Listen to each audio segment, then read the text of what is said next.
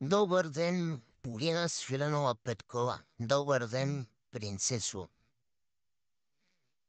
Аз проявих божествено търпение, като реално 8 месеца след като ти ме измами, изнуди, обра, след което не спря да заплашваш, лъжи свидетелстваш и манипулираш с една едничка цел – набавяне на лична изгода за себе си и запазване на откраднатото. 8 месеца аз не предприемах нищо, пасувах, чаках да се осъзнаеш, чаках сама да направиш своите грешки, за да разбереш, че човек, който 8 месеца с риск за живота и здравето си не е предприел абсолютно нищо срещу теб, най-вероятно е правил всичко с желание и с най-добри намерения. Но не, ти реши да вярваш на помияри и чакари. А едно време, когато ме обслужваше в люлката си, помниш ли какво ми казваше в началото и в края?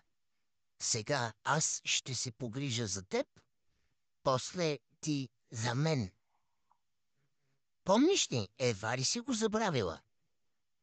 Ако ми беше казала още тогава, че всъщност спиш с мен за пари, със сигурност сигурната сума, която те чакаше тази сутрин, щеше да е далеч надолу в нули от това, с което ти разполагаш.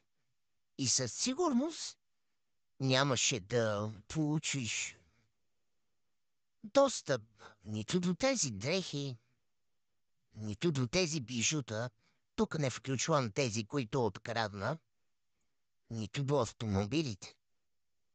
Щеше да си проста държалка. Само че ти през цялото време казваше: ние сме твоето семейство.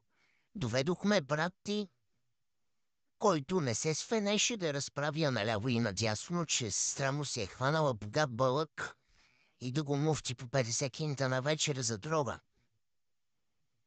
Родителите ти, които не се свеняха да плащам наемите ви, сметките ви, проблемите ви.